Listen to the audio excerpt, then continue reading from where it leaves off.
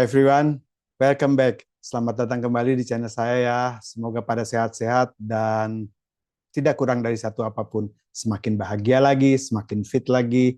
Oke, dalam video kali ini saya ingin sharing tentang sesuatu untuk kulit ya. Karena kulit itu kan organ yang terbesar di tubuh kita.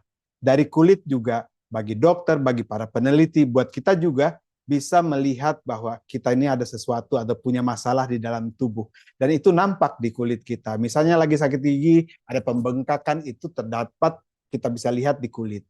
Kita misalnya yang punya sakit gula, atau punya sakit-sakit yang lain, itu bisa kelihatan di atas kulit kita ya. Dan oleh sebab itu mutlak adanya buat kita untuk menjaga kulit kita supaya agar tetap sehat, dan juga bagi para wanita tidak menghilangkan kecantikan alaminya, buat bagi pria juga tidak menghilangkan ketampanan alaminya. Jadi oleh sebab itu mutlak bagi kita untuk mengetahui makanan apa saja sih yang harus kita hindari, atau mungkin kita skip saja dari daftar belanjaan kita agar kita juga bisa terhindar dari berbagai macam penyakit yang ada. Ada 5 macam makanan yang memang racun buat kulit dan buat kecantikan atau ketampanan kulit kita. Nah, perlu kita ketahui makanan apa saja. Yuk kita bahas. Sampai ntar ya.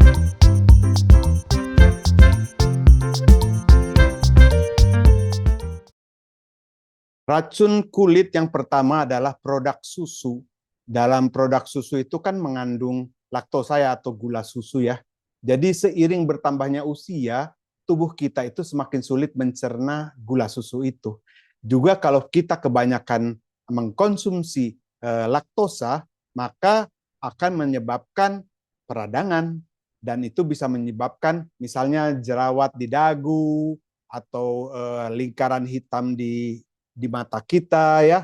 Nah, itu atau juga kemerahan, bengkak dan sebagainya, itu gara-garanya kebanyakan kita mengkonsumsi produk susu, karena di dalam produk susu itu ada laktosanya. Oke? Dari pengalaman pribadi sih mengenai kulit ini pernah terjadi.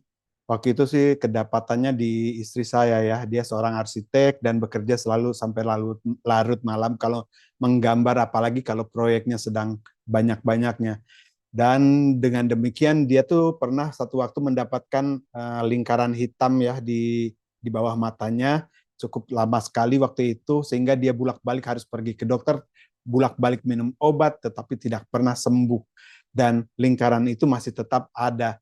Terus juga harus pergi ke dokter kosmetik atau memakai kosmetik-kosmetik yang lainnya. Tapi kan itu semua cuma kosmetik. Yang masalah yang utamanya tidak pernah diketahui. Jadi satu saat dia pernah diskusi sama saya, dan kebetulan juga dengan anak saya, kita bertiga berdiskusi karena anak saya juga dokter.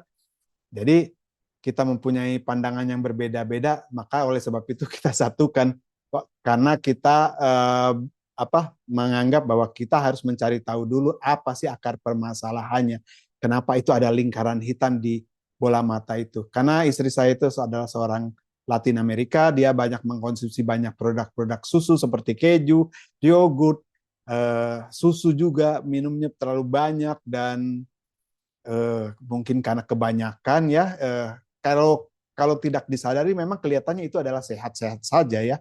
Tetapi balik lagi, keseimbangan makanan itu harus tetap terjaga. Nggak bisa kita kelebihan. Walaupun itu kita anggap, oh ini sehat makanan ini. Tapi kalau kelebihan atau kebanyakan tidak bisa. Kita harus makan atau minum secukupnya saja. Nggak bisa kelebihan. Karena dengan kelebihan itu, seperti pada istri saya, contohnya, dia makanannya semuanya sehat, tetapi kenapa ada bola mata hitam atau mata panda lah yang dibilang itu ya, ada mata panda begitu lama terdapat pada kulitnya, ke dokter manapun dia pergi tidak juga kunjung sembuh ya.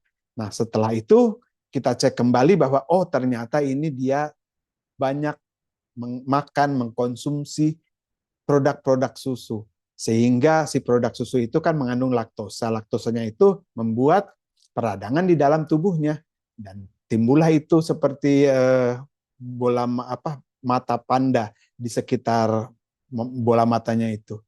Dan Itu setelah diperbaiki dengan mengurangi konsumsi makanan-makanan yang dari produk susu, ya memang cukup lama, tetapi akhirnya sembuh juga. Daripada dia minum-minum obat yang keras, bahkan bisa merusak ginjal, tapi tidak pernah sembuh.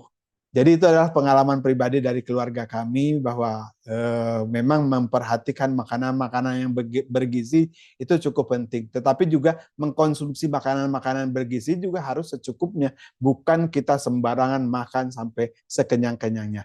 Oke, saya masuk lagi ke tema racun daripada kulit. Yang kedua, racun kulit yang kedua adalah gula. Gula ini memang jahat banget sebenarnya.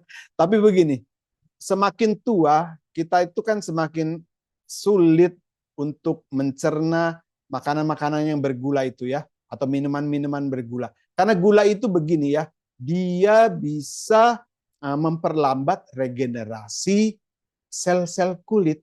Nah, apabila lambat terregenerasi sel-sel tersebut, maka si kulit pun akan cepat menua, akan kusam, burik, dan kasar seperti amplas.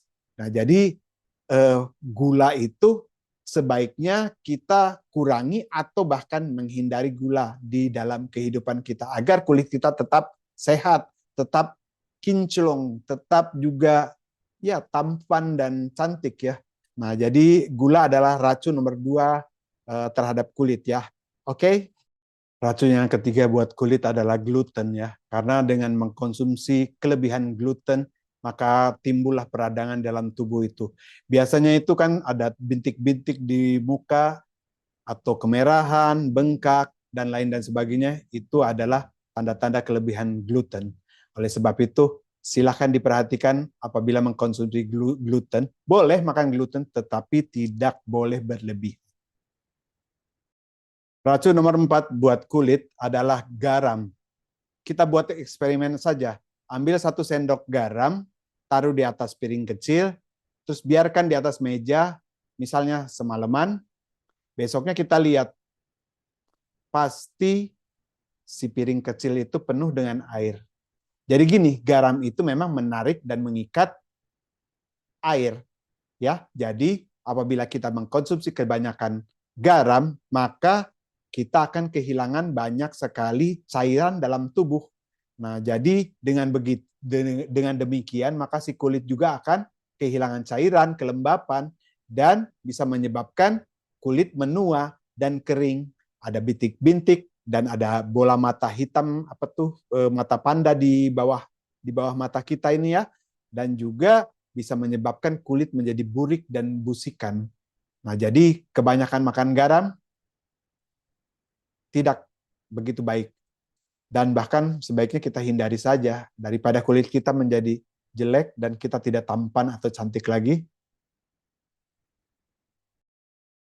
Racun yang terakhir bagi kulit adalah racun yang nomor 5 ini, alkohol. Karena si alkohol itu bisa membuat kulit kita kehilangan kelembapan, terutama cepat sekali kita kelihatan semakin tua dan kusam, kulit juga akan semakin berkeriput. Ya, itu disebabkan oleh lipatan-lipatan yang namanya lipatan nasolabial ya. Dan itu yang menyebabkan kita tampak seperti tua sekali dari yang umur yang sebenarnya ya. Nah, jadi pori-pori juga akan semakin lebih banyak, lebih membesar, dan ujung-ujungnya kulit menjadi tidak sehat. Jadi alkohol adalah musuh juga yang sangat dibenci oleh kulit sebenarnya. Jadi lebih baik kita hindari saja si alkohol ini. Boleh minum alkohol, tetapi tidak boleh keseringan. Hanya sekali-sekali saja. Setahun sekali berusaha. Atau ya sekali dalam 3 bulan boleh minum, tapi juga secukupnya, tidak bisa sampai kita mabuk karena bisa mendapatkan kita penyakit-penyakit yang lain dalam tubuh. Oke, tadi kelima racun-racun yang bisa menyebabkan kulit kita menjadi lebih tua dan buruk ya.